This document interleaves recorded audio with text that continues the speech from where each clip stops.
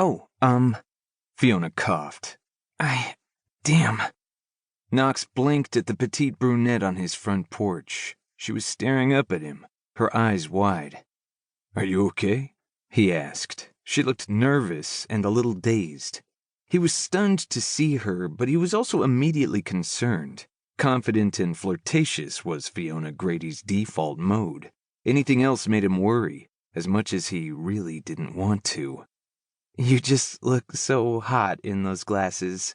Her gaze tracked over him, from his untucked button-down shirt to his blue jeans to his bare feet. I wasn't expecting that, she told him when her eyes returned to his.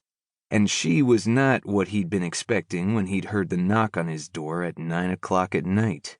Now, having her in front of him, suddenly, after 3 months of no contact, he had a mix of emotions swirling through his gut.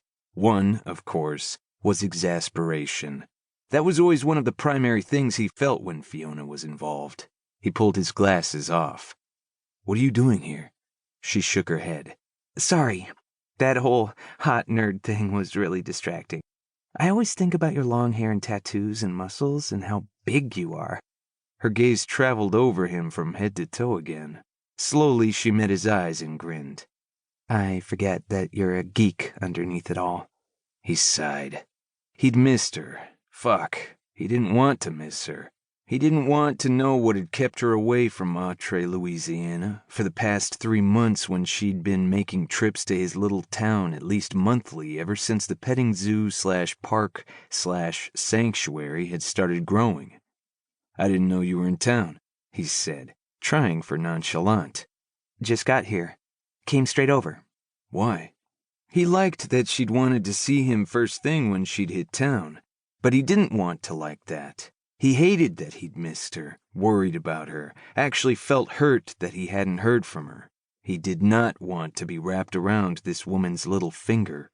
Yet, he felt a distinctly unpleasant sensation of twisting whenever she was here. Oh, she frowned. Right. There's a reason I came straight here. An important one. He crossed his arms and propped a shoulder against the door jamb. He should probably invite her in. But that was trouble because he wouldn't want her to leave. Yeah, that look on his face was exactly what she'd been expecting. Damn it. Fiona scooted up until she was propped against the headboard. He was still on hands and knees, and she saw one hand curl into the duvet. What did you say? He finally asked, in a low growl. I'm moving here. I've moved here. As of tonight, when she'd driven past the sign on the edge of town, she'd officially been home. That's what I came over to tell you. One of the things. Probably the most important one right this minute. God, there were so many things she needed to tell him. Or that he was going to find out whether she told him or not. She'd been thinking about him on her long drive from Florida. Not her grandfather, or the rest of her family, not her animals or her business. Knox. And how this move could end everything before they'd even started. She should have told him everything before this. To keep listening to this audiobook, I've left you a link in the description so you can do it, at no cost thanks to Audible's 30-day free trial.